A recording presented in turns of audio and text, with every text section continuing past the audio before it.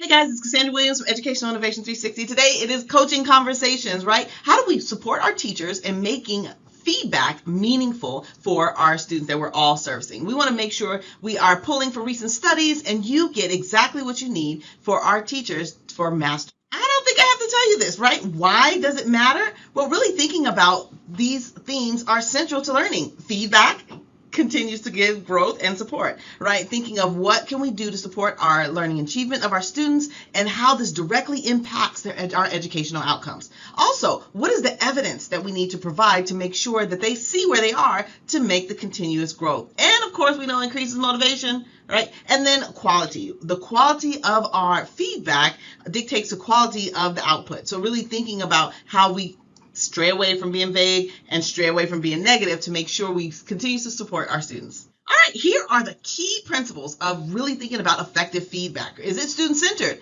How are we connecting to the end, right? The end in mind, the learning goals and the path. 2, is it growth-oriented? What are we doing to focus on the effort, to identify the effort that we see and then be able to help them with the progress, right? That zone of proximal development, really the carrot and kind of pushing the kids to make sure that we can mark and say the thing that they are working on and then where they need to go next. And then actionable, right? What are the key steps to make sure that they can make the next steps, right? Thinking about those SMART goals. And then timely and then specific. Being able to think about SMART goals when we're providing feedback and support to not only highlight and celebrate their strengths, but talk about, oh my goodness, you can make this much better if you try this. Now, I did want to talk about some of the research and trends, right? Really thinking of what does it mean? Feedback is a powerful influence, right?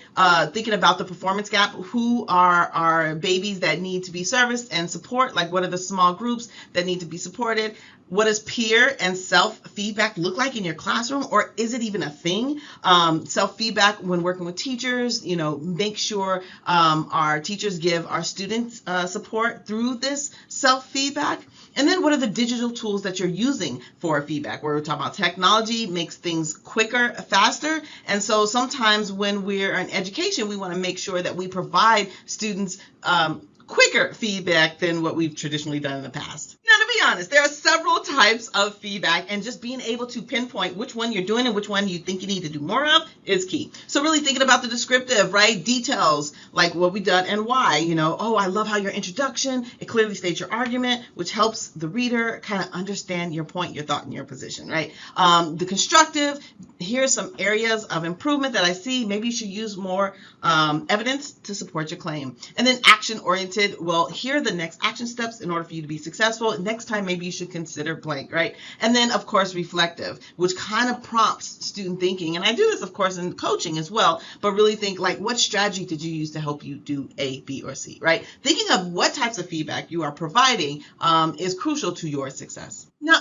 as you know, we are instructional coaches, and this is strategies for instructional coaches to help teachers, right? What do we need to do to model effective feedback, right? Just demonstrate specific actionable feedback techniques, during the coaching session, whether you're doing one of the 4 that I outlined above, or you are thinking of like specific steps that they need to take to make sure they are successful. I'm always big on using rubrics, success criteria, right? Giving evidence, making expectations clear and very transparent on where I'm getting my data from, where we are pulling from, and where we consistently pull from to make sure we understand, did students understand what the lesson that you've taught.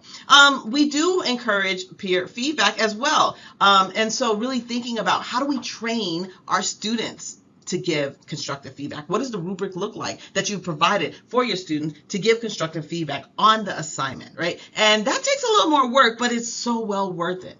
And then thinking of promoting retention with that, how do we allocate for time for students in the feedback process and allocate, bits and times in your school day? And then what does it look like to build that feedback culture to where students feel that they are in a safe environment where they know that either you are not attacking them or other students are not attacking them because there's a rubric aligned to feedback. Now, here are some practical examples, right? Thinking about specific feedback over general, I like how you use vivid adjectives, thinking about feedback abbreviations, these are kind of cool, especially with elementary, the WWW method, what went well, be even better if, or how to improve in structure, right?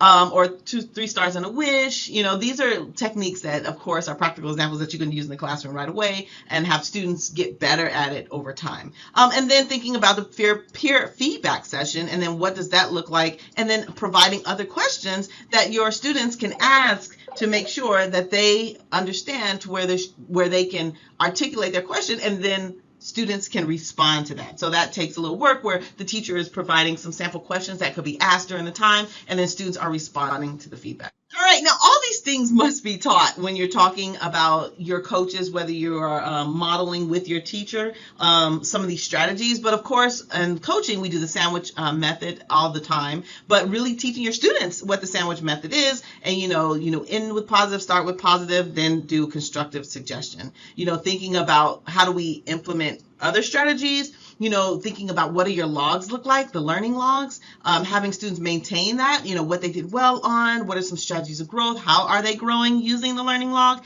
And then, of course, the open-ended question is crucial, having those teachers provide questions for their students. What would you do next time? How would you change this for differently? Or what do we need to work on? Let's work on that as well together.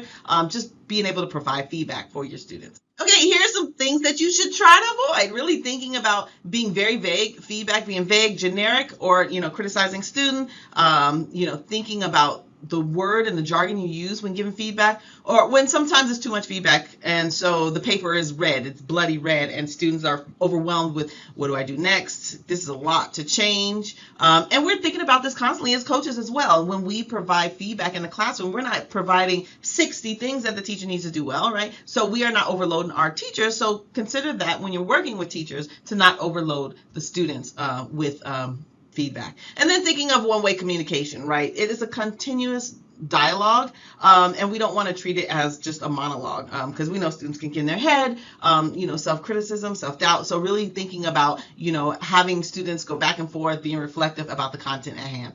All right, next steps. I'm all about that. Next steps, things you could do today. So what are we doing today, right? How are you addressing your current practices? What are you doing now? Kind of evaluate how you give feedback and see how you show up for your students.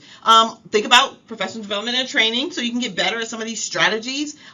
Think about other professional feedback techniques that are out there in the field besides for the sandwich method.